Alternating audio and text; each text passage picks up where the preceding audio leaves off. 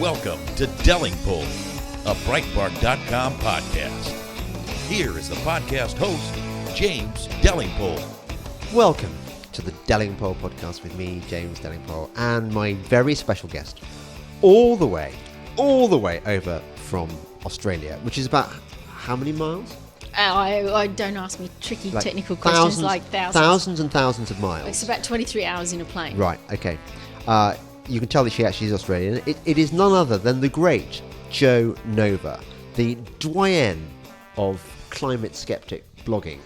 I mean, you are certainly the best climate skeptic blogger in Australia and one of the best in the world. Thank you. Welcome to the show. We have fun, and I'd just like to thank all our supporters out there, the renewables industry that makes this so much fun. And what you mean without back chomping, bird slicing eco crucifixes, you wouldn't have a reason to get up in the morning and fight the bastard. Exactly. Yeah. So yes, all that good material to work with. So you're over in. I mean, it's a shame. I'd always planned in my head that when I did the Inevitable podcast with you, I was going to do it in Australia. Because I love going. Well, I've only been to Australia once. We still could. We can stop right now and pick up. Yeah, there's the small problem of that flight. Yeah. I mean, Qantas will do one now for 17 hours direct, London to Perth. Will they really? Only 17 hours in a plane. Even yeah, but unless you're doing it business class, I still think that's pretty bloody horrible. I'm sorry. So as I get older, I find that my tolerance for having, particularly because of my Lyme disease, one of the awful side effects is you get something called restless legs syndrome. Good. And it can drive you up the wall. Sometimes I go to the theatre, particularly the old West End theatres, the ones that were built in the 18th or early 19th centuries, which have really cramped seats, and you just want the play to be over so you can just go and run around and run a mile. Anyway, that wasn't why I had you on the show to talk about my restless leg syndrome. I wanted to start by asking you how you got into being a climate skeptic, because you told me earlier on today that you were actually a green.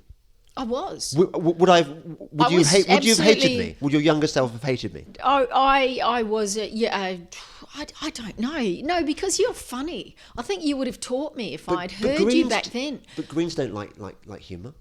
Well, maybe not all of them, but some of them probably. You must. Surely, if they had to listen to James Delingpole, there would be some Greens who, like me in the proto day, would kind of go, well, hang on, he may have a point. I'm sure he's wrong. I'm sure he's completely wrong. But that's an interesting idea. So I think gradually you would whittle away at. So I was smirking to myself then, because I was thinking that the thing that when I was a young man, the thing we chaps always used to fantasize about was converting a lesbian. That was sort of that's the benchmark of your manhood. Can you so please a lesbian that actually she thinks, well, hang on a second, I want it's men for me from now on. In the same way, bringing a green over from the green side, from the green slimy side. Well, I was raising funds for the Greens. I was vegetarian. I was supporting Greenpeace, Wilderness Society. I was attending rallies, helping to organise rallies, displaying my art at Wilderness Society events. Well, they're good people. It was good fun.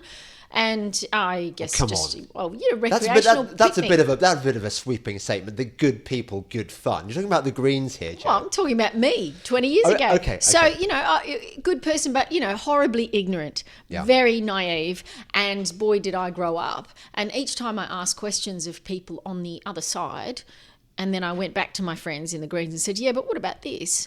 I just never got good answers. And gradually, I started to recognise that when I went to the conservative or libertarian side of the fence, they just had better answers. And so issue by issue, one at a time, I switched. And there was no kind of moment where I became, what you'd say right-wing or centre or anything. It just, issue by issue, every single issue I was asking questions. And the Greens never had good answers when I went back and forward. Yeah. I think one of the things that people don't know about me is that I had a similar journey. I was never a member of the Green Party or any of that nonsense. But as a child, I was way ahead of I was way more interested than any of my school contemporaries in nature and wildlife and the countryside. My dad used to take me on walks and show me stuff, and we used to keep reptiles and amphibians in a shed in our garden, and so I was into all that stuff. And I think that a lot of us on the skeptical side of the argument come at it from the point of view of we're the real environmentalists. We're the ones who care most about nature, and we can see what the other side are doing, and it's just wrong. Well, yeah, that's it. I mean, if you're worried about the poor and you're worried about plants and animals and things like that, that's where the answers that they come up with don't make sense. And if you look at the way they choose options when we're talking about, for example, give a greener choice. Will we reduce CO2 or will we increase the power of the government? And the answer always ends up being, shall we increase the power of the government? They never pick the option to reduce CO2. Like in the choice between should we go nuclear in Australia? Well, no, we shouldn't, because CO2 is not as important as being anti-nuclear. And yes. Nuclear, besides, is an independent industry. It might stand on its own 2 feet and not need help from the government. And see, that's a pattern too. The industries that do best under green management are always those that need help from the government, because a friend in need is a friend indeed of big government, because they all lobby for big government. Yeah. Whereas coal industries, nuclear industries, they can figure out what they prefer and they can put money into someone else. And so I think they're quite worried about independent power. And therefore, almost every option, I can predict which way they'll go on it. And it's not the way that helps the plants, and it's not the way that helps the starving poor. And, we're feeding corn to cars with biofuels when people are starving. And instead of digging up black rocks and oil from underground, we're protecting the black rocks and oil underground in the name of green and raising the forests on the surface of the earth to feed them to dracs. I mean, it's just nuts. It is extraordinary, isn't it? That I think the dirtiest of all the dirty secrets about the modern environmental movement is that so many of the policies that they are advocating do the opposite of what they're supposed to do in regards to saving the planet. They actually kill the planet. They kill it. Well, in fact, that was the subtitle of my Australian version of my book, Killing the Earth to Save It. Because you think about the palm oil plantations that are killing orangutans, but hey, it's growing palm oil, which is a biofuel. So that must be good.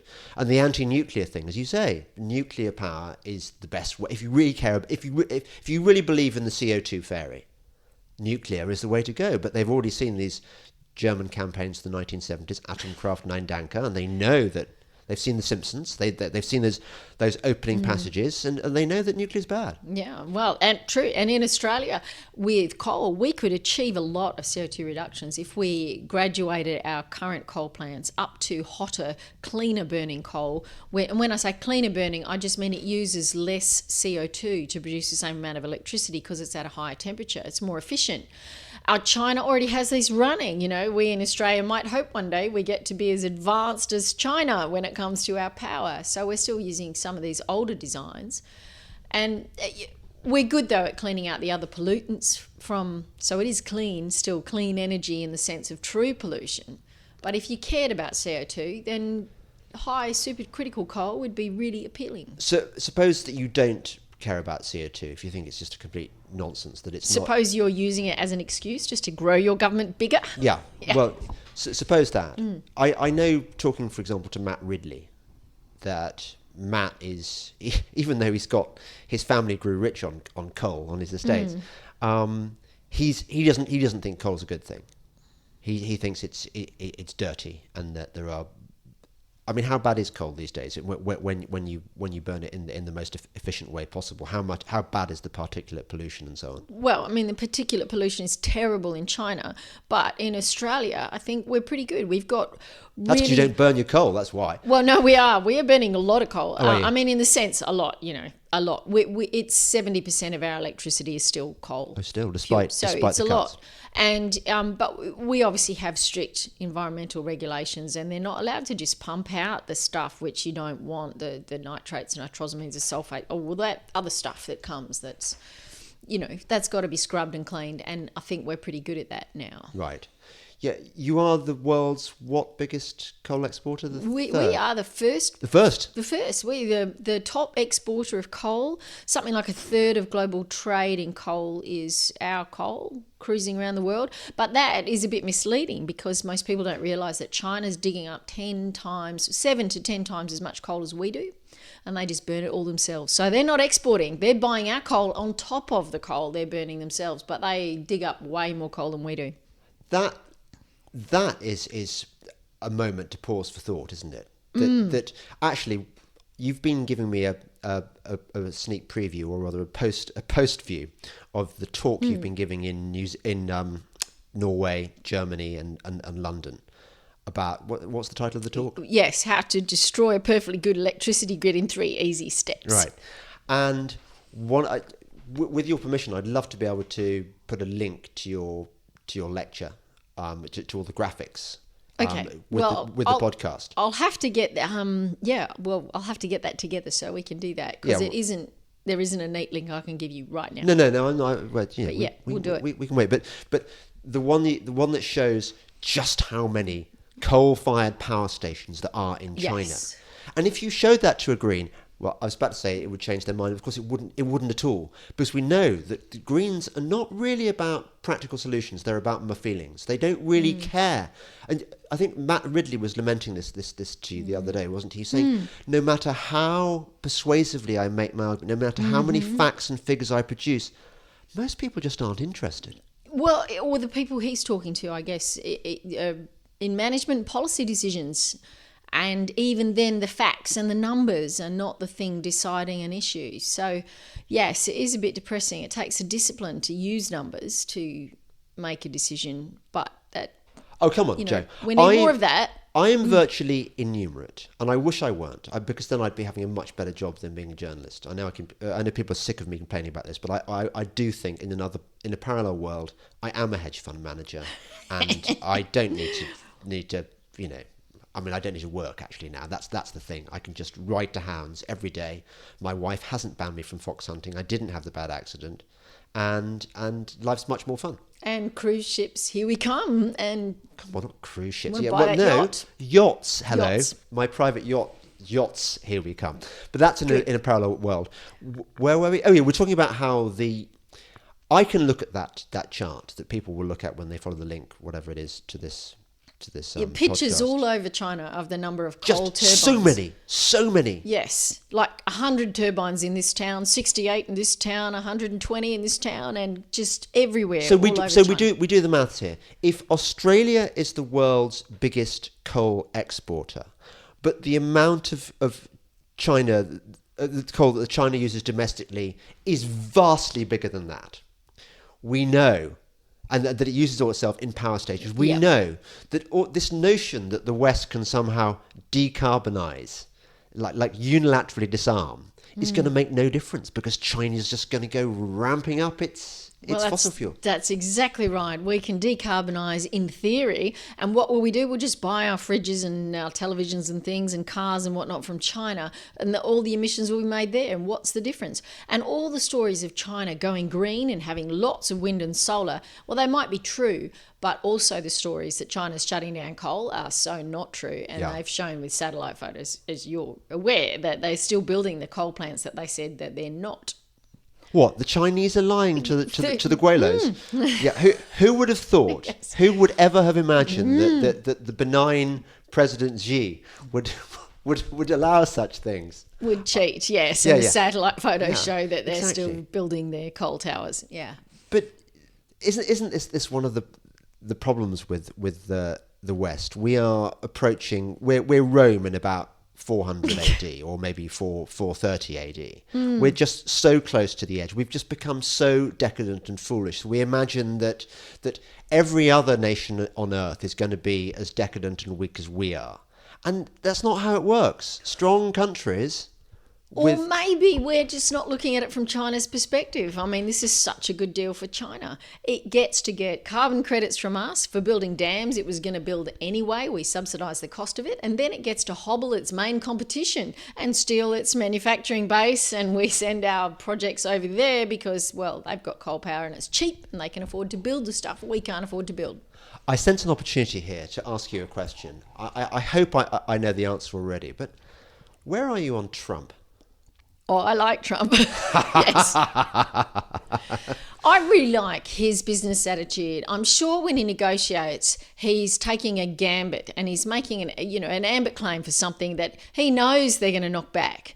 And so he says something, and then people will say, oh, he's backflipped, he's changed his mind. But I think he was always going to do it. And I mean, just watch him running rings around the others, and the way he's doing the push-pull kind of negotiation, very much as a businessman, not in the normal way the diplomats do things. But I love watching that at work.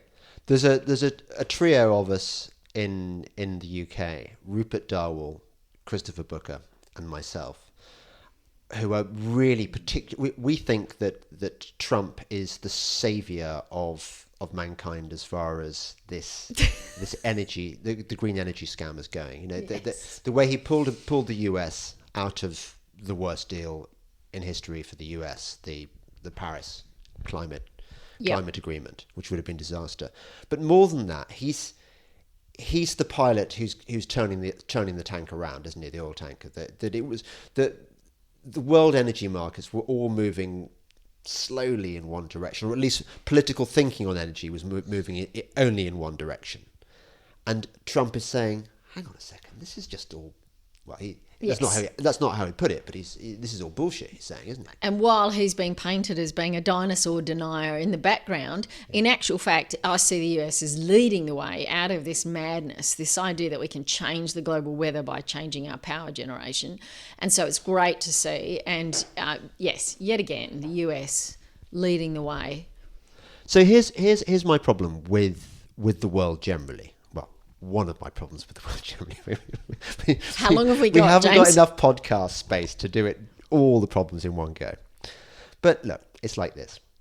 We've got old people, poor people, literally dying in fuel poverty in some places because of green policies introduced by people like Barack Obama, who said he wanted electricity prices necessarily to skyrocket, were his words. We've got the same situation in the UK. We've got the same situation in Germany. I know you've got massive disruption in Australia. Old people cannot afford to turn on the air conditioning, can they, anymore? It's just so expensive. Yes, it is getting to that point. They've got a team of 5,000 knitters in Victoria knitting woolen scarves and gloves and things to give to the needy. You're not serious? Well, look, let's face it. There are a lot of ladies out there who like to knit, but they do have a good excuse now. And it's been coordinated and organised so that these 5,000 knitters can, make things a bit kinder for those who can't afford to put the heat on. So I'm working up to the point I'm trying to make. So we've got people in fuel poverty. We've mentioned the lovely orangutans, and who doesn't love an orangutan? I love her, As long as it's not every giving me a which hug. way you loose, but loose. They're just great animals. I don't want them to die. So that's another thing being done by green policy. You've got business being hammered. I mean, what it must be like to be, say, the chairman of BHP Billiton, trying to make your company work when you've got the highest electricity prices in the world. Or let's talk about BlueScope Steel. Or BlueScope Steel, exactly. Yes, and the head of BlueScope Steel, who's saying that actually prices can be 10 times lower for energy in Texas, and they're starting up operations in the US. So Australia losing its big cost advantage there, where for years we had the cheap electricity, and a great advantage of doing business in Australia was because of that, and that's going. So okay, so you've got business being hammered. You've got householders having their properties. People live in the country. Their properties are being devalued by wind turbines and ugly solar farms where they used to walk their dog, and now instead. And solar farms taking over good farmland good and that farmland. kind of thing, and yes, it's. So we could go on and on about this, and Trump is the first world leader in the West for probably 40 years to stand up to this and say, hang on a second, this isn't a good deal for my people, for the people that elected me. This is not a good deal. I'm not going to sign it. And what is the response of the opinion formers? And I'm talking even among many of my conservative friends. What's their reaction to this man? Do they sing the praises of what he's done for the world's energy economy and for businesses and for consumers. No, they just go on about his rhetoric. They go on about how they find him an unpleasant person, how he's unfit to hold the office of president. He's unpresidential. They don't like his tweets. And I'm thinking, if this is what the kind of the intellectuals or the opinion formers think, is it any wonder we're screwed? If they are so shallow as to think that somebody's rhetoric matters more than really important issues like whether or not somebody dies freezing to death, or whether or not businesses can make a decent profit for the economy. This is about our national debates, and our national debates are so low base. And why are we letting people get away with this? Because it would make so much more sense if we had the discipline to discuss policies for policy's sake without all the character assassination that is essentially going on underneath it all, which is what they're doing to Trump. It's just character assassination. If we say nasty things about him, people will think whatever he says must be wrong and call him an idiot, because that's so easy to do in Australia and the UK, I believe. Same kind of media discussion of Trump, just that shallow, the man's an idiot, and that's that. And no discussion of actual policies, the costs, the benefits, the numbers behind these decisions that we're making. And it's a real shame. I guess it's policy by name calling. Yeah. You and I have both experienced it. I was fascinated to hear about your trip to Norway. I'm going to have the time for this in this section. No, we're going to talk about this in the next section. So we have a quick break. You're listening to the Delingpole podcast with me, James Delingpole, and my very special and travel a long way guest, Joe Nova. More in a moment. Breitbart News Daily with Alex Marlow. Jeannie in Pennsylvania. I think he's gotten away from what we really hired him to do, which is draining the swamp. If you look at the real picture of draining a swamp, you go in and you take all the water out of it. What does it leave? It leaves the gunk. He cannot get rid of the gunk. We have to get rid of the gunk. Everything he's doing, he's lowering the water so we can see who needs to go. The only way they can go is if we vote them out. Breitbart News Daily, weekdays at 6 a.m. Eastern on Sirius XM Patriot 125. This is Delingpole, a Breitbart.com podcast. Here once again is James Delingpole. Welcome back to the Delingpole podcast with me, James Delingpole, and my very special, very Australian guest, Joe Nova.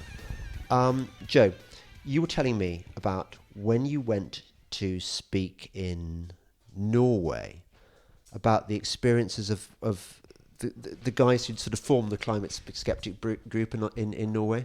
Oh, the media experience. Yeah. Oh, yes. Well, wasn't it happened to all of us as skeptics? The media rings up these lovely guys and sort of a mix of professors, geologists, all scientifically trained, and says, could you come and do an interview with us? And they think, well, maybe for the first time, media's interested in actually talking about the science of climate change. Because they're so nice on the phone. Yeah. And they sound so interested. Yes. So they go along and do a long talk, a long interview about climate change and the myths of climate change. And then the media ignores almost all of that and then does a character assassination job on them, where they get our friend Stefan Lewandowski to... Sorry, the dog was trying to rummage in your bag. Oh no, there's probably some yummy. It's just an evil dog. So the special listening friend can probably hear that. Oh my God, what's it got? It's all right. It's just a little cream container. That dog is just so horrible. Anyway, Stefan Lewandowski comes on and talks about them, and apparently we end up with the full ad hom character assassination. These people might sound smart, but they're not, because really they're connected with Mr. Fred Singer and the Heartland Institute, and they're connected once, a long, long time ago, with a study on passive smoking statistics. So there you have it, a hop, leap and a jump and a couple of frogs, and you get from the tobacco industry to climate skeptic, and they're obviously wrong. Yeah. Because of that tangential, very tenuous link and connection. And this is how it works. It's kind of like runestones and some hocus pocus. It's sort of washing the conversation, and we just get rid of any of those awkward facts and things by merely labelling the people who made them as being, as bad as tobacco, asbestos. Quick, why don't we throw in pedophiles as well? Sometimes they do that. Yeah. What really struck me about when you told me that story was the sort of bewildered naivety of these nice chaps in Norway who thought, well, I thought they were just trying to find out what I thought about climate and stuff, and they thought they wanted my expertise or whatever, and they don't. They want to shaft you. That's all they ever want, and they use the same playbook every time. And you know that I've had experience of this because you learn from my experiences. My terrible experience many years ago. I mean, once burned, it doesn't happen to you again. My terrible experience with Paul Nurse.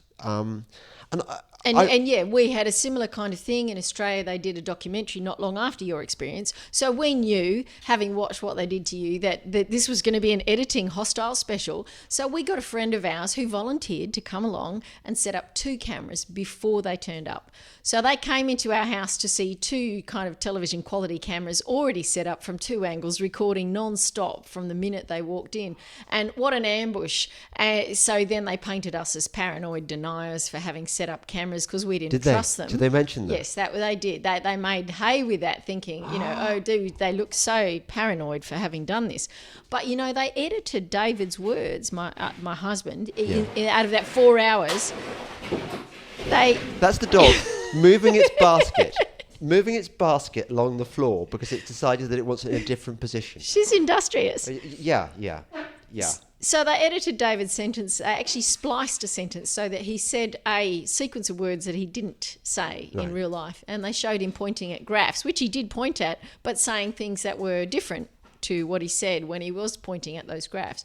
And they edited out of 4 hours of footage all the things I said about the funding we got, because they asked where he got our funding from. All of that disappeared. All the evidence I cited disappeared, and I was left with 18 non-sequential words, essentially just to prove they'd been and visited me and asked me some questions, which I was quite relieved because I thought, well, they got nothing from me. And I saw that as a big win. But it shows how low our expectations are. We just knew it was the hostiles coming to the house, and they would use any mistake we made against us. So I didn't make any, and therefore they cut me out until I barely said a thing.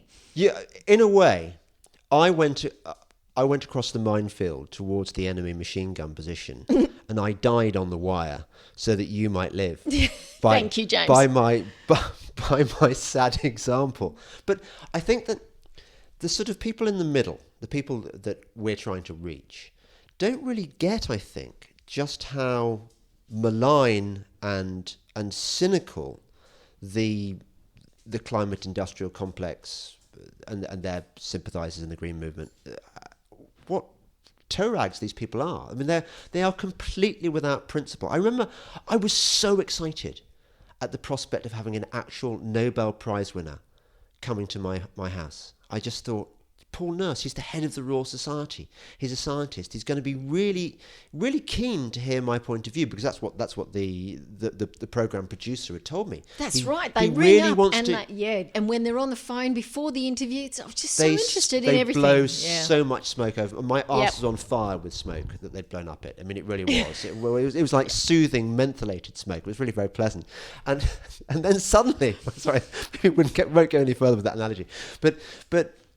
Then 4 hours down the line, you've been grilled, and at the end of it, you've just been completely drained, and it suddenly dawns on you, oh my God, they weren't interested in hearing what I had to say.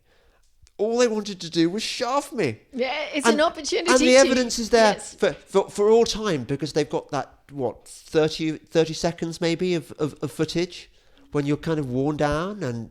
Oh. Yes, and the audience thinks that if you did say anything interesting, they would have been sure to show them. Yeah, that's right. So the audience sits there and think, well, he's a right dork, and obviously he didn't know much because that's the best they could find from the interview.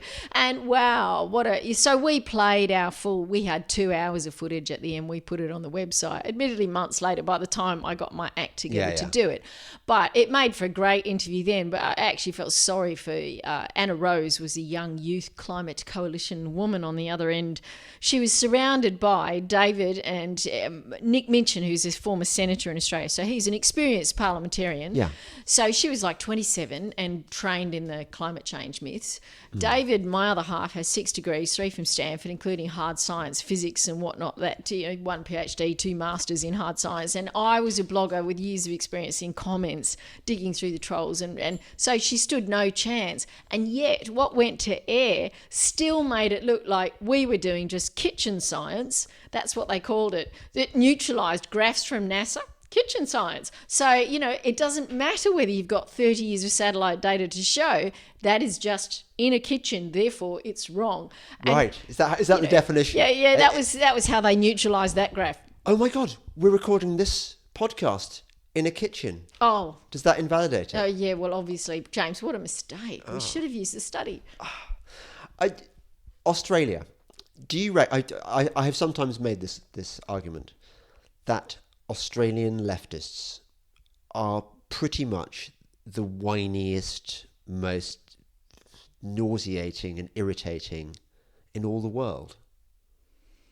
I mean, your ABC, Australian Broadcasting Corporation, makes the BBC look like Fox News. It's so left. It is pretty special. I think because they copy off what the BBC does and then take it a few steps extra.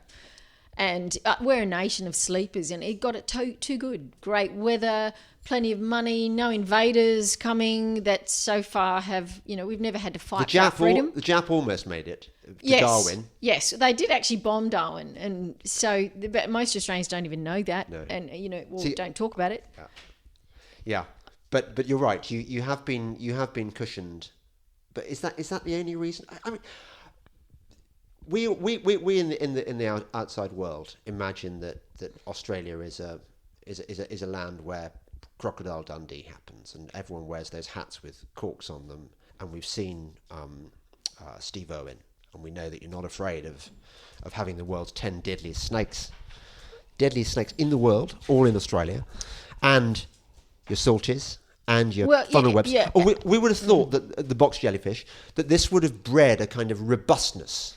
But actually, your metropolitan liberals are as tofu-eating and ghastly as... It probably wouldn't hurt if we had a few more, salties in the streets, but we don't get too many. And, in fact, most Australians never come across anything more dangerous than a redback spider, which can nip you and it hurts. In the dunny. But it doesn't necessarily kill you, so... I love that. I love the Australian definition of something that's not a problem. It doesn't necessarily kill you. I think most people survive a redback spider. Anyway. Yeah, okay. So, but apart from them, I've never come so close to a snake, except when I'm in a car, and then I'm pretty safe. You do hear about people dying from. It happens every year, but it's not. I don't know anyone who's died or been bitten by a snake or, a shark or a crocodile or whatever. But speaking of crocodiles, do you know that as Australia warms, curious thing is the crocodiles are going to come further south as the water warms. But for some reason, the coral reef, which you would think would also come further south, won't. That'll be shrinking. So the rule with climate change is if it's good, it shrinks, and if it's bad, it goes further. Yeah, that doesn't... As I understand it, you have far too many salters in Australia. I mean, the populations are exploding. Yes. And it just seems silly to me. I think it is possible to have too many crocodiles. How many bloody crocodiles does a country need? Well, I'm just glad they're 1,000 kilometres away from me. Yeah, but they're coming down. When I was visiting, where was it, on the Gold Coast, on my tour of Australia. Now you've got nice tweed heads or pretty rich people. Surfers Paradise. Not Surfers that's north. Paradise. Yep. No, I'm sorry, because you're talking to a Perth girl, so I'm a good 5,000 kilometres away from the Gold As I Coast, understand it, the salties are already coming further and further south into areas where they had not hitherto been, into residential areas, so that you can no longer go diving off the marina that you paid lots of money for a few years ago, for your waterside property. You don't know whether you're going to be safe from a salty anymore. And On the beaches of Perth, we have flights flying over looking for sharks. Well, so they will radio down and send off alarms, and then we all jump out of the water and run up the beach and wait for the sharks to go. And we're trying to tag the sharks so we can follow them on the computer and whatnot. It's just madness. When I was in Australia, my one and only time in 2012, when I was in Perth, I would go swimming on City Beach every morning, and definitely about 50% of my brain was occupied with looking around, seeing whether somebody else would be got by a shark before me. And so, I mean, that year there were so many fatal shark attacks in Western Australia alone. It was you became the shark. Well, yeah, there may have been 2 or was there more? No, 5. Really? Oh yeah, it was that year. Oh, okay. Yeah, it was a that really was bad a really year. bad year. Now, the number of times I've heard even people more or less sympathetic to my cause, who've come up with this bullshit line about, well, we shouldn't be in their domain. I mean, what kind of anti-human attitude is that? We shouldn't go swimming in the sea, and if we do, we kind of have it coming if a shark gets us because it's their domain, not ours. Whatever happened to the idea that we are the top predator? Whatever happened to the idea that God gave this kingdom to be our domain and the animals underneath us? Where did that go? I would say you're going and getting all religious. I would just say, look at the hypocrisy. We eat a lot of those smaller sharks with fish and chips, and that's just fine. But if they're a man-hunting killer and they're not endangered remotely, then don't kill them. And besides, and as I said earlier, I think there's quite a few baby whales out there who'd probably like us to deal with the great whites in West Australia because they're too many. I mean, the great whites are hunting the whales, so we'd be doing the whales a favour if we got rid of some of those big sharks. But I'm sensing a campaign here. Yep, save the baby whales, kill a shark. Kill a big shark. Well, I'm thinking of an export industry, actually. We could say game fishing. Come to Australia and you can take your shark jaws home with you. If you pay us enough money, we'll let you shoot one in the head. Yeah. Well, exactly. It seems to me that every even vaguely environmental field, and by the way, I was listening to the radio this morning, and we were talking about about universities in the UK giving unconditional offers to students. So if you want to come and study at this university, doesn't matter how terrible the grades you get in your A-levels are. You can get anything you like. You can flunk them. We will give you a place. And interestingly, one of the examples they gave was somebody who'd been given a place to study marine biology on the basis, I think, of an E and a U or something. So, the lowest, and then an effective fail. And I was thinking, okay, so there are people studying marine biology at British universities, and I'm sure that it's not dissimilar in Australia, who've got really low academic qualifications, who are probably not up to it intellectually, who are going to go out into the world and land these jobs involved in marine conservation because, hey, they've got their job, their marine biology degree. And these are the kind of people who, in Australia, are making up all these rules about, well, we've got to save the sharks, regardless. I mean, they're far more important than human lives. We can't put up nets because that might upset them. Well, I mean, what kind of lunatic world do we live in? Well, I think it's a world where binary thinking has become the way to go. Everything's yes, no, everything's black and white, and everything's simple, and you're an idiot, and that's the conversation. And there's no shades of grey, there's no bell curve, no spectrum of, there's a cost benefit here, and how much cost are we willing to put up with in order to get some benefit? Look at climate change. What are we trying to do in Australia? We're going to cripple our coal-fired industry so that we will hopefully, make my 130th birthday party 0.001 degree cooler. I mean, how much should we spend to achieve that? How about nothing? I mean, it's nuts in any sense, any way you can look at it. And besides, who said that the climate was perfect 100 years ago or 200 years ago and that we want to aim for that? Or that the number of fish or sharks or whatever it was perfect then too? I mean... No, I think probably, actually, that the world is better with slightly fewer sharks. I think, I do think, look, I've been diving in the Red Sea, and I really wanted to see lots of sharks, and I saw a few sharks. And I think sharks are cool. I've been diving in a cage with great whites. I'm an admirer of sharks. I think they're generally a good thing. But I still think, as with saltwater crocodiles, you can have too many effing sharks. And reading accounts of what it was like in, say, Roman times or in medieval times, or even in kind of Nelson's time, I reckon there were so many bloody sharks that if you fell overboard, you would basically get got. You'd get eaten. They were just everywhere.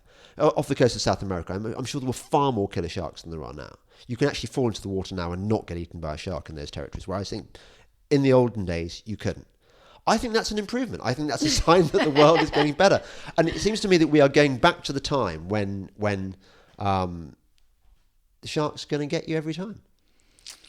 Well, I hope not. There's, like I said, we are planning to stop crocodiles coming south in Australia. And I've been talking about that on this tour. And the way we're stopping crocodiles from coming south is putting up more solar panels. Oh, right.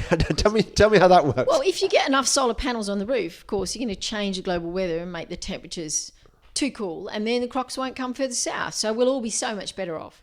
That sounds like something that would have been dreamed up by the Academy of Legardo in Gulliver's Travels. The idea that in order to Yes. get rid of, or it's like a sort of Heath Robinson solution to the problem, isn't it? That in order to change the world's temperature at the end of the century by 0.0, I mean, have you got the figure? What we're going to do it by? Well, if we abandoned Australia, like literally all left, Yeah. just 25 million people gone, I think we're looking at 0.001. I think it was in the order of 100th of a degree difference. Assuming the IPCC was right, when we know they're not.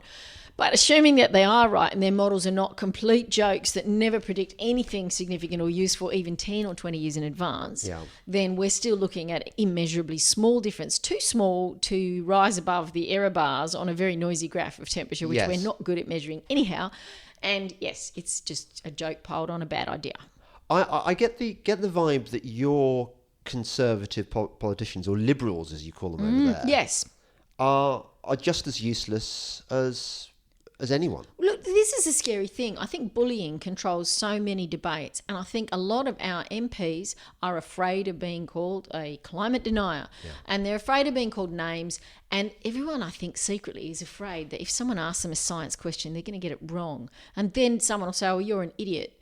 And I think people don't have much confidence when it comes to science. So a lot of people are like, well, I so don't want to fight a science debate, and hence they don't want to have any opinion apart from, I'm just following the leaders, following the consensus, which is totally created by who you employ and how much money you give them and how you write your grants. I mean, a consensus is a great proxy for how much funding we're putting in and which questions we ask. No one's really funding people to find holes in the climate models.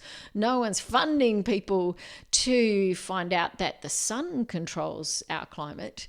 Yeah. I mean, there are researchers doing little bits and pieces on that. They sort of sneak some through other grant titles, but we don't have explicit grant titles saying, you know, find out how much risk there is of solar-driven climate change. It's just not something we do. I remember when I was over, I bumped into Tony Abbott, who was, I think, about to become your Prime Minister, or perhaps he was the Prime Minister, 24? No.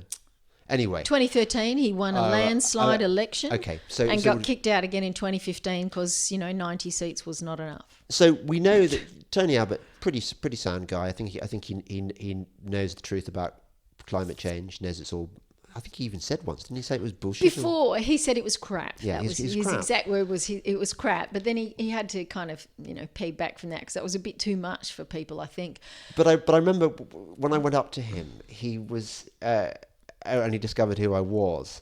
I think he was nervous. He was frightened in the way that people are frightened over here by say an encounter with Tommy Robinson. There's a sort of nervousness about being associated with climate change skeptics, and I think you've put your finger on it, that the Green left is very, very good at demonizing climate skepticism and making examples of people like us and politicians who dare put their head above the parapet.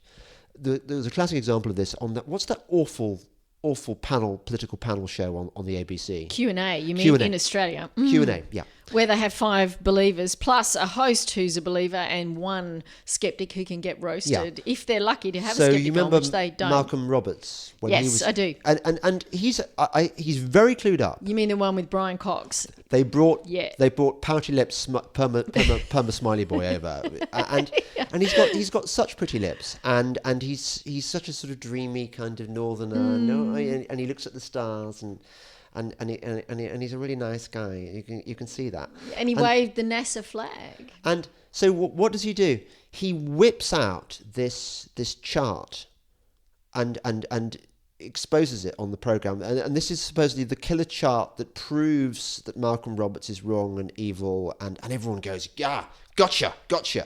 But, I mean, even the best of us, even the most informed of us, most of us don't have the ability to look at a chart that's just been given to them 3 seconds earlier and assess where it comes from, how accurate it is, what the context of it is. I mean, but this is how they roll. Yes.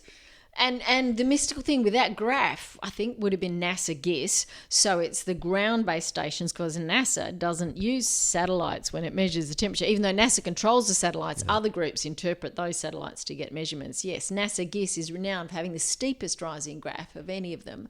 But he waved that like it was some kind of reputational thing that was just, who could argue with NASA? And yet, as it happens, only 12 men have ever walked on the moon. And only 4 of them, sadly, are still alive, of those 12 who walked on the moon. And of those 4, 3 of them are skeptics. Yeah, and I think they're pretty appalled by what James Hansen did to Yes. NASA GIS. Yes. That he just turned it into a kind of a joke, didn't he? Yeah, absolutely. But it's about the brand name of science and the brand name NASA, and using the goodwill earned by all the great achievements of the last century. And yes, so they mocked Malcolm Roberts as they did, even though he was more right than wrong on most of the topic, and Brian Cox had no idea. But it's interesting, isn't it, that even had we... Okay, so the obvious argument would have been to say, yeah, this is a chart from NASA GIS. These are from the surface temperature data set, which has been continually manipulated in order to make the warming, 20th century warming look much steeper than it is. 1970s are still warming today by NASA GIS. Yes, exactly. Decades later, they keep getting warmer than they were. So they've adjusted the later temperatures upwards. Yep. They've adjusted the earlier temperatures downwards to give the graph a steeper. Yes, and then there's all the thermometers next to airport tarmacs and near air conditioners and. So we all know this, Joe, because this is meat and drink to us, and we write about it on our blogs. I write about it at Breitbart. You write about it at your Joanne Nova blog. But how do you think a greeny liberal audience, when we came up with this argument, how would they respond to that perfectly reasonable explanation? What, our reasonable explanation, Yeah. or the story that how can you mock a graph from NASA as if it's the last definitive word on Earth? That's it. Done by guys who had nothing to do with any of the big achievements and successes of NASA over all these years. Like I said, it comes back to bullying. It's a form of bullying. It's a stopper for a debate. So what Brian Cox did was a showstopper. He just brings out a graph. There's no discussion. There's no invitation for Malcolm to comment on it. It was simply, well, you're an idiot. It's a mic drop. Because I've got a graph. Yeah. So it's a way of killing off conversation. And that's what they do all the time. It's part of that bullying technique and a way of controlling our national conversation and making sure it's really stupid. It dumbs it down to the yes-no binary. NASA good, therefore, right, yes. And it makes nonsense out of any real discussion on the topic. But this is the problem that we face, don't we? We've got all the facts on our side. Absolutely. We're much nicer people. Totally. And we outrank and outnumber them too. We do. You mean the real people out there? I mean the real Nobel Prizes in physics, as opposed to the Peace Prizes. Oh, I see. Yes. And and the real men walking on the moon, as opposed to the men who use thermometers near concrete to measure the temperature of the Earth, and every way. And the numbers on the Petition Project, that famous survey, 30,000 scientists in the US, still remains the largest survey. And the 30,000 scientists said, yes, we agree that climate is not definitively warming in a man-made way. We think that it's more likely to be, I'd have to get the wording out again, but it was very cleverly worded, and they got a lot of scientists on that. I've never seen anywhere near that number from the alarmists, and I know they've been collecting signatures. Stefan Lewandowski was doing it in 2009. He was trying to collect signatures then for scientists who were supporting and believing them, but I've never seen them published. So obviously it wasn't a big enough number to make it worth doing. So we've got the data. We've got the arguments, we've got the logic, we've got the charm, we've got the wit, we've got the intelligence, we've got the numbers, we've got everything. But what we haven't got is the kind of the low-down, dirty cynicism of the other side. Nor do we have the money. The wall of money on the other side. That was your research. That was you came up with that figure. Tell me about the figure. Well, that was way back in the days when the fossil fuel debate was so, pervasive and strong.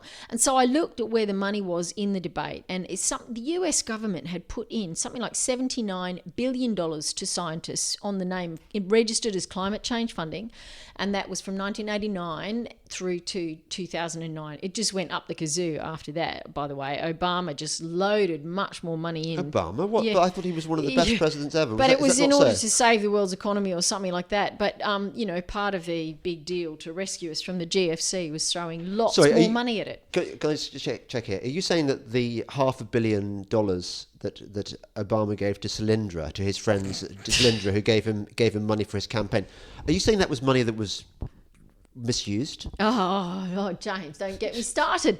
But, yes, in that case, we were looking at $79 billion paid to scientists to find a problem. And you get what you pay for. So they found a problem.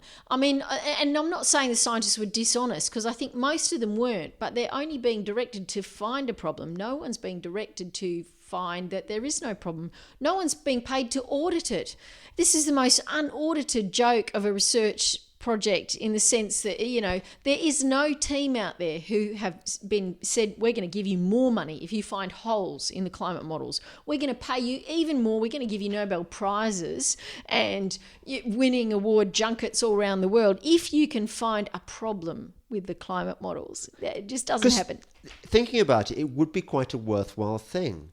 Because worthwhile. It's basic due diligence. Every government in the West should be doing it to protect their own people. Are we getting scammed by this UN deal?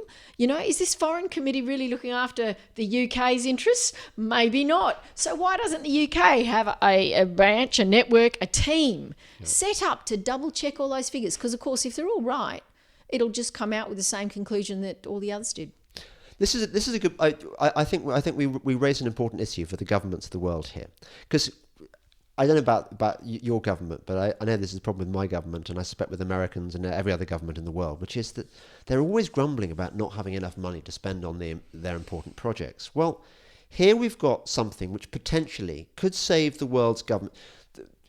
Conservatively, the climate industrial complex has been estimated at costing us about $1.5 trillion. $1.5 trillion a year spent on green projects, green funding, and all kinds of So that's $1,000 billion dollars. $1,500 billion spent, which is quite. You could buy a few hospitals or missiles if you wanted for that kind of money. It'd come in quite handy for any government, wouldn't it? You would think so. Yes. So if somebody could come up with a formula which demonstrated that every cent, every penny of that was completely wasted, then wouldn't governments be grateful? Wouldn't they go, thanks, you deserve a special prize for that, a knighthood or something? You would think so. It doesn't seem to work like that. We just call them deniers, tell them to go away, cancel their research grant, or if they're an emeritus professor, we cancel their email account too, which is what they did to Bob Carter and James Cook. Got rid of the office. You can't even use the email. Go away. We don't want you to talk. We don't want you to pretend you've ever worked at a university, despite all your years of service. And they make it as hard as possible for people to speak up. It's just, it's character assassination. But think about the bullying and how powerful it is amongst adults. We think of it as maybe a kid's issue, something that happens at schools. And yet surveys of female surgeons, for example, showed that they felt bullied. Now, female surgeons must be pretty much top of the tree in terms of the pecking order of things. There's not much higher. And yet even they felt that they was pressure to behave in certain ways and do certain things, and they I felt kind of coerced and bullied a bit.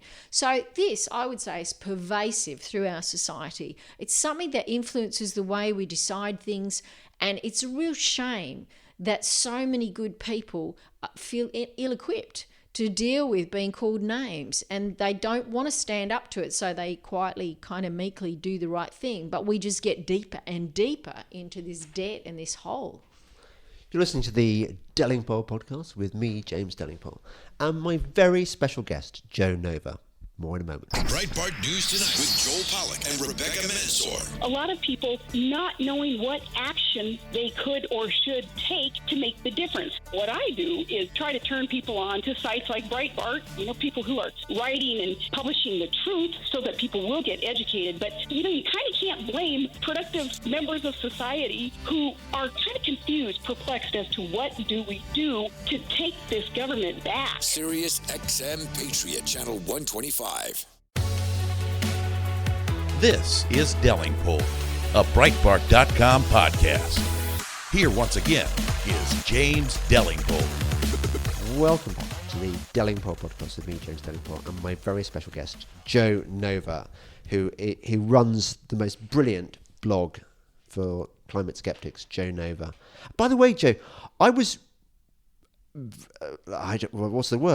impressed, shocked, bowled over with admiration that you're entirely dependent on the goodwill of your funders. Pretty much, and that's remarkable, and I always feel humbled, especially when I see the donations coming in, because these people are giving me money. They have nothing in return except that I get to keep writing and putting information out on the blog, and my other half, David, gets to keep researching and doing his take on the climate change issue. And, that's really amazing, I guess, that it's possible. And it's also sort of the purest form of science, because in a sense, we don't owe, it's lots of mums and dads. It's not companies. It's not like there's one big donor. It's lots of people who are just frustrated and want to see something better happen, and like the fact that perhaps I'm saying things that they want to hear said. And so, yeah, it is remarkable, but it harks back to the original days of science research in a way, which was all philanthropy. Although I'm not doing science research, I'm just commenting on it. Yeah, but David is. David is, yes. Because this time last year, he tried to explain to me. I say tried to explain. I mean, he explained it very well, but I'm an English literature major, not a theoretical physics major or whatever. But he's come up with this very, to me, it seems plausible theory as to why there's a major flaw in man-made global warming theory. And it's really good to know that there are people out there doing independent research, because he's not being paid for this by the government, is he? No. So the money you get from your listeners, I hope people donate to your site, because it's really worth it. It's partly going to fund David. Absolutely. To save us from this massive scam. Well, and hopefully one day, eventually, we might even understand what drives the climate, which is the big goal, isn't it? And I always think of the farmers with this, because in Australia, when they're farming, they're planting $500,000 worth of seed or something in a season. We still can't tell them whether it's going to be a good season or a bad season a lot of the time, and whether rain is not going to work for them. Now, David's work is only going to be one part of that big. He's not producing models that are going to tell you where the rain will fall, because he's not a meteorologist. That's not his thing. He's looking at the big picture. Just how much impact does CO2 have on our climate, using all the physics, and it's a greenhouse gas, it's absorbing energy, all that kind of stuff. But the numbers he's coming up with is a lot smaller. We're talking, half a degree of less, quarter of a degree of warming, which is probably entirely beneficial. And that will change all those equations of how much is it worth. Actually, no, it won't, because none of it makes sense already now that I think about it. So it's already stupid to spend what we're spending, but it will help us in... People won't want to know, because all those marine biology graduates who've gone to university with their U and their E and emerge with their worthless degree will want a place in the system, and there will be no place in the system for marine biologists who just want to kind of study sharks and count sea cucumbers. No, they want them to demonstrate why sharks and coral reefs are threatened by ocean acidification. Oh boy! And speaking of which, you should see the propaganda in Australia on the Great Barrier Reef. Wow! Well, It's I've written amazing. about this a few times, but remind me about that poor Australian scientist who blew the whistle on this. Peter Reid. Peter Reid. Yes, from James Cook. Yes, well, he was caught saying the most terrible things, that maybe we couldn't trust our national institutions, I think, something along those lines. And they said, well, that was positively uncollegial and he shouldn't be allowed to say that. And they told him off and blow me down, but he said it again, I think. And so they said, well, that's it, you're off, you're gone. And then they trawled through his emails and found him using a satirical line, a kind of joke. Not a joke, no. And that was forbidden, so they sacked him. Yeah. So he's got a case running back to get his job back, hopefully, although you'd wonder why anyone would want to work for James Cook University. And as I said at the time, this calls into question all of the research generated by that university.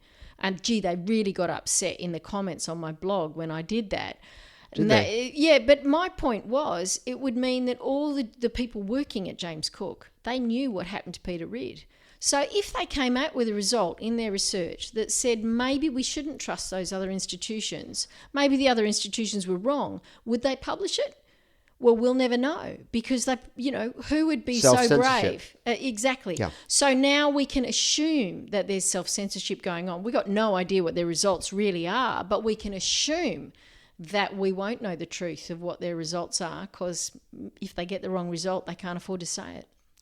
Now, given that you've just spent the last few days talking about this destruction of Australia's electricity grid with green craziness, you've got to tell me the story about what is going on. Oh, look, we are the renewable crash test dummies of the world.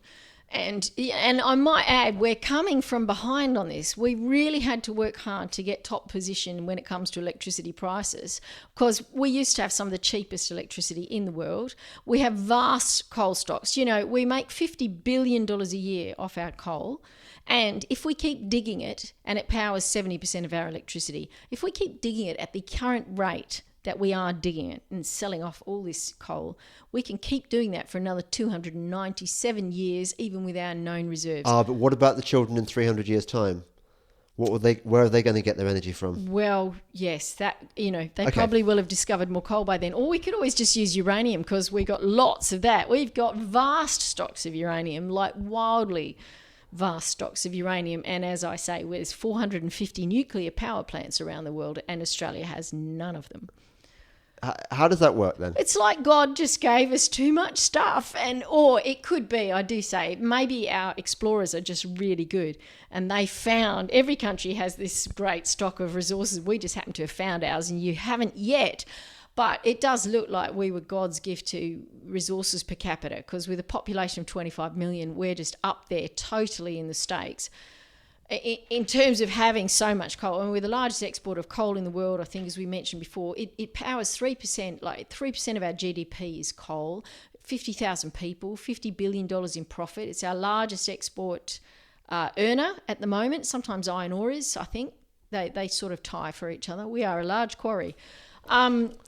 If we had cheap electricity, we could also make stuff, but, that's for another time. So just picking up that point, say you're a green in Australia. I know this is hard to get into the green mindset here, but what do they think is happening to all that coal you're exporting? Do you think they just imagine that the end destination it just ends up on shelves decorating people's houses? Well, they've got a slightly more sophisticated take on coal as of a couple of weeks ago. Wait till you hear. They now recognise that there are two different kinds of coal, coking and thermal, and one of them is used to make goods and things, steel, and the other one is used just to burn for power, which is the evil one. Right. Because we can do without that, because solar panels and wind farms are so cheap and efficient and all that kind of stuff, etc. Yeah. So their new policy is that by 2030, Australians should not be burning coal or they would like to send them to jail.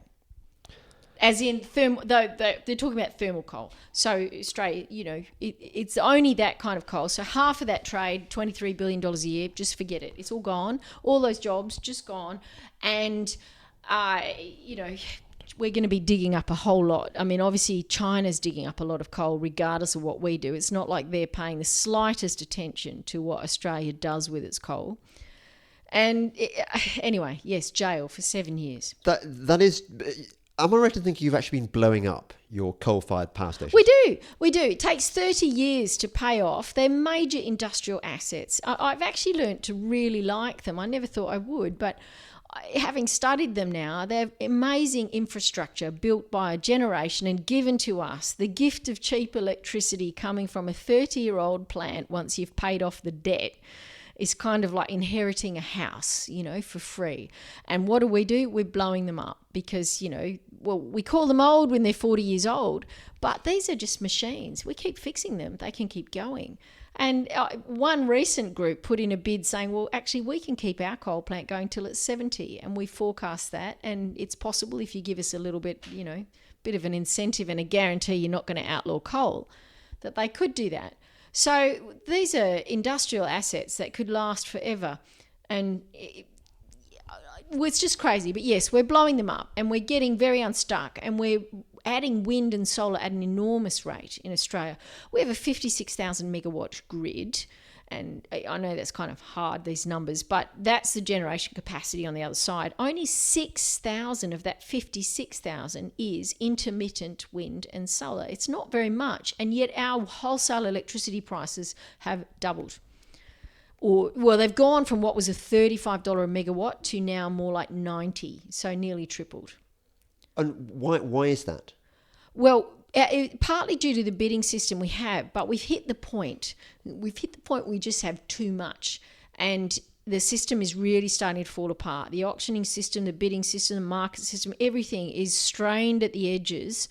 And I mean, if you think about it, it's remarkable that our electricity grids work because all the time, you can't store electricity. You can't put it in a shoebox and just kind of hope you come back tonight and it'll still be there and you can use it. So the supply has to match demand. And the old system, we used to match supply and demand. Think of all those hot water systems and toasters and things that's switching on all at once around the country. How on earth do we get our big machines to match that changing demand all the time? And the answer is it used to be much simpler because we had big plants running, and the only variability really came in the demand. Now we've got demand coming and going, and we've got supply coming and going. So it's all double volatile, extra tricky. The engineers in the control room and the traders on the floor are working double time, trying to keep up and match these things as wind comes and goes, clouds come and go, and people switch on their toasters and their whatnot. And the state that's leading the way in this, the state with the highest electricity prices anywhere in the world, is South Australia. Big cheers to South Australia. Absolutely. Top of the game in terms of wrecking their grid and getting super high prices. And it's really funny, people just don't get the message. We do graphs of countries all around the world and states, and the ones with the most wind and solar pay the most for electricity. The trend line is really neat and clear. I showed you before. Yeah. There is no country on earth with lots of free and cheap energy that actually has cheap electricity. So, how do the people of South Australia feel about this? Well, the sad thing is there's been a non-stop propaganda campaign, and I think more than half of Australians in the last survey said they actually think that prices might finally come down if we only got more wind and solar. And this is the really weird thing. There's almost no rational discussion. That graph that I said, which ought to be the antidote to any green claim that we need more wind and solar than we've already got, it's hardly, it's been published a few times, but it ought to be kind of done as colouring in competitions at schools. We need, we need it as a basic thing where everybody just gets, wind and solar sound cheap, but it isn't cheap because we're collecting really low density energy. That means it's got to be spread across vast areas.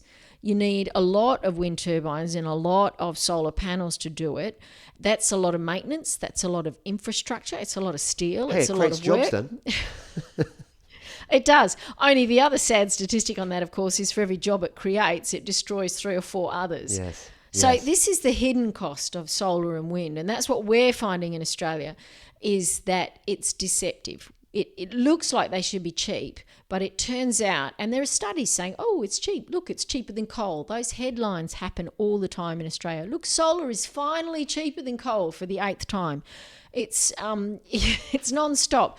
But those studies always ignore the other costs, the cost of storage, the cost of transmission, the cost of building the extra lines out to the solar panels, the loss of the farm that you've now covered in solar panels, the need to store that energy, the batteries cost or the pumped hydro cost, the loss of efficiency, the extra cost for ramping the system. Stop me if I'm going on too long. But there's extra costs. Now we have more volatility in the system. At lunchtime, you don't need much electricity generation. But all of that disappears at sunset, of course, and then you've got to ramp up. Lots of providers who've been sitting around, twiddling their thumbs, sitting in massive billion-dollar infrastructure that was basically useless while they waited for the sun to go down, and then we need them just as much as we ever did. There's not many cost savings. Yes.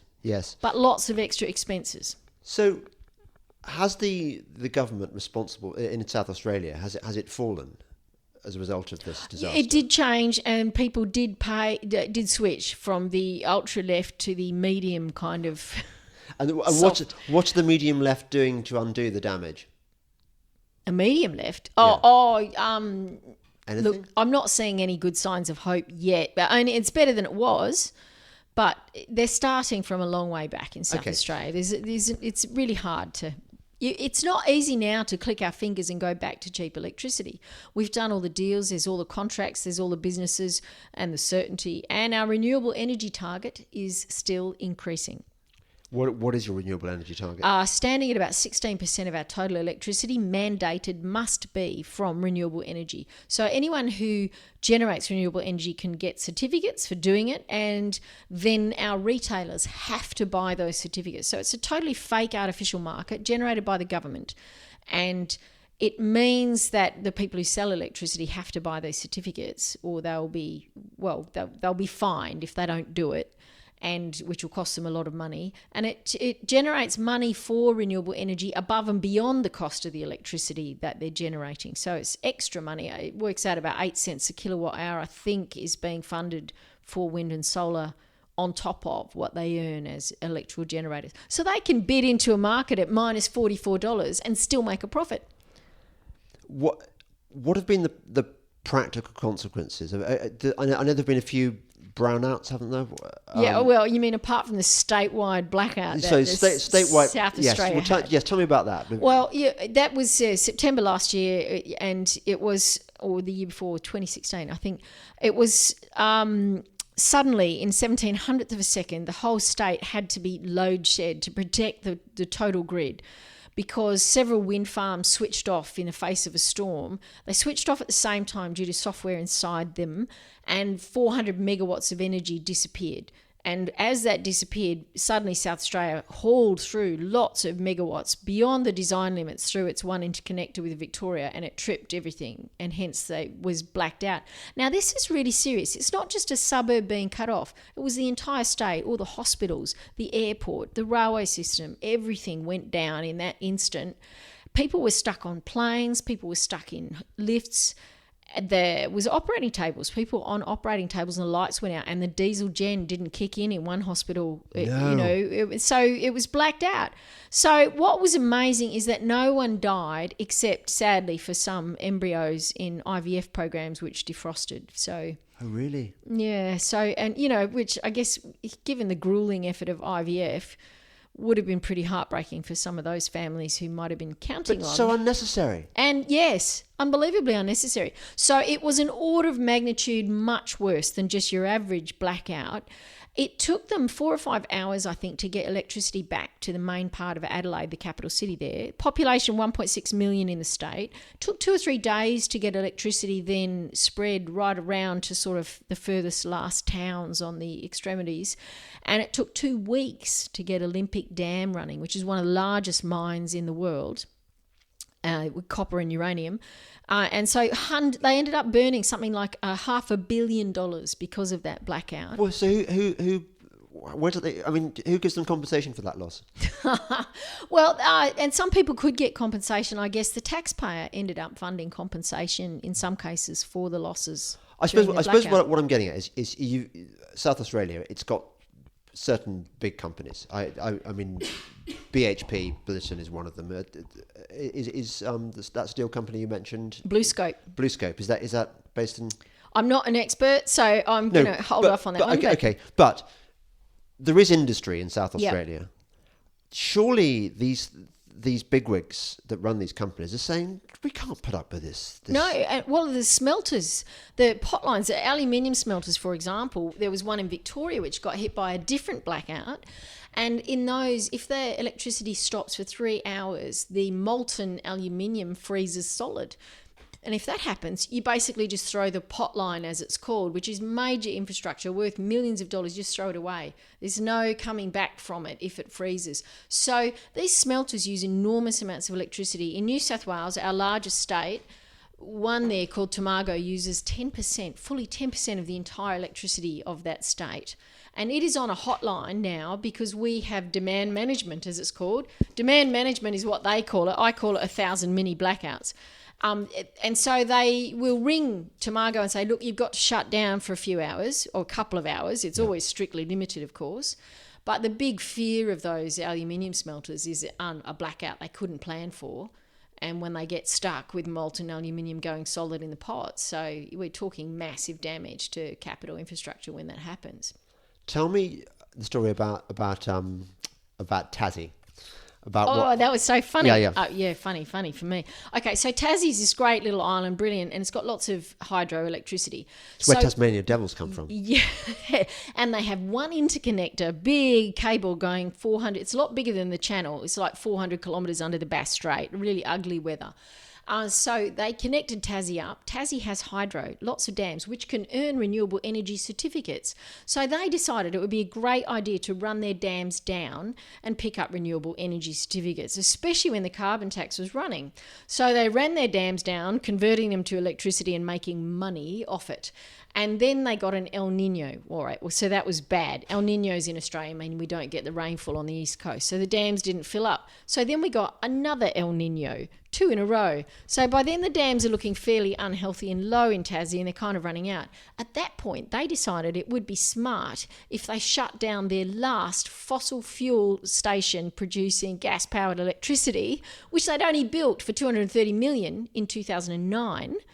And they shut that down in August. Well, bad news for them because the cable to the mainland broke, and 4 months of them bragging that they were 100% renewable, living off mostly hydro, because it is actually the only renewable that really works. Yeah.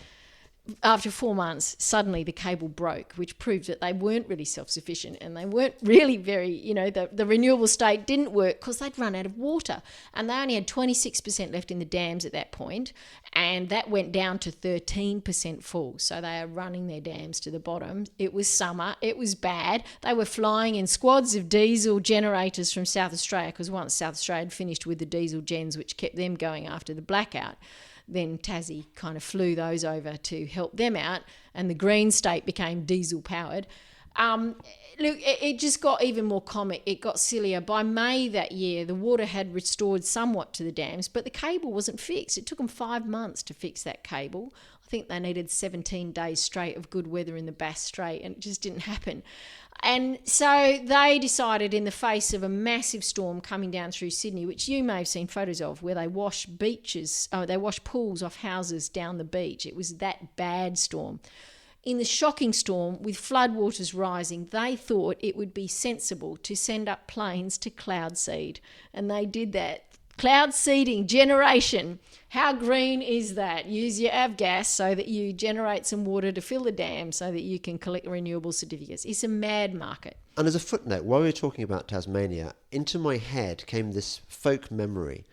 Tasmanian white-tailed eagle? I think that's right. It's a type of raptor in Tasmania has been pretty much wiped out by wind turbines. Well, I might have to look into that one, but yeah, I know in India, the studies of wind turbines, they find that 3/4 of the predators, the birds, have left. So either they've been killed by the turbines or they just hate them and they leave. So if you want to drive raptors out of your area, get a wind turbine. Yeah. And it's so sad. And it comes back to that thing we were saying at the beginning about how environmentalists are doing stuff that is really bad for the environment. Yes.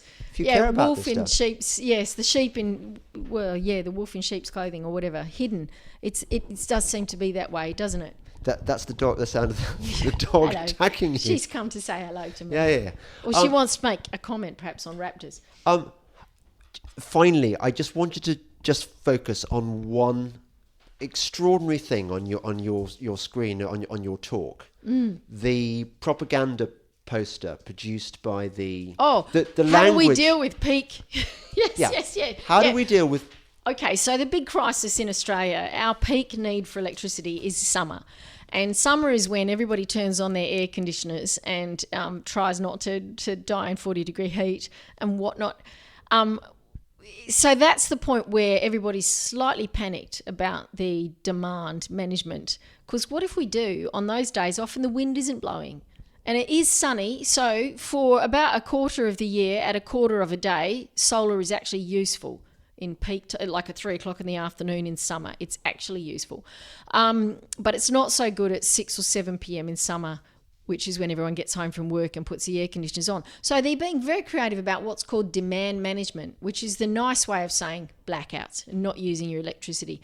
They're offering people things like movie tickets to go and sit in the cinema and use electricity there instead of doing it at home. I saw that on the post. It said, "Why not spend the arvo on the beach?" I just think this is fantastic. This is government. This is like something that you would expect from the Soviet Union. Yeah, a third world nation or something. Where you're being told that actually having your electricity rationed is somehow a thing that you want and is a fun thing. How does that work? Oh, look, and you can have so much fun. You can do things like in Queensland, they're offering something called a Peak Smart air conditioner. That's to deal with a Peak Smart event. Orwell is so busy. That's when they don't have enough electricity to provide you with electricity for your air conditioner. And they have a switch back in their central command which can turn down or turn off your air conditioner. If you get a discount on your bills. So instead of paying obscenely exorbitant electricity prices as we pay now in Australia, you can pay slightly less. And for that, you will not get to use your air conditioner on 2 or 3 of the days of the year when it's probably the most needed. So welcome to the modern world where most of the time you have electricity, but sometimes you don't.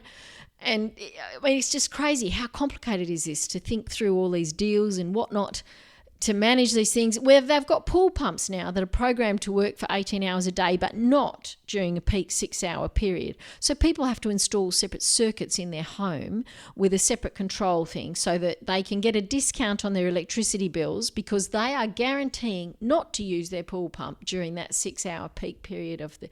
It's so complicated. And that's smart. That is a complete redefinition of the word smart, isn't it? Well, I mean, it's, Orwellian totally, up is down, black is white, smart is dumb, and good is bad. It's just, and war is peace and all that kind of stuff. And that's what we're up against. And I think, you know what? I think that's a pretty good spot to leave it on. You're listening to the Delingpole podcast with me, James Delingpole, and my very special Australian guest, Jo Nova of the Jo Nova website. Read it. It's really, really good. Thank you for listening and goodbye. Sonny's Corner with Sonny Johnson. I love my son. I agree with 90% of all of his music. And then it's that 10% that is always open for debate. If I say that to you as a conservative and you go and research my son, the first thing you're going to find out is how much he hates Trump. The very next thing that conservatives and Republicans will say is, well, why don't you focus on black crime? What do you think is in the other 90% of the music? Sonny's Corner, Saturday at 1 p.m. East on Sirius XM Patriot 125.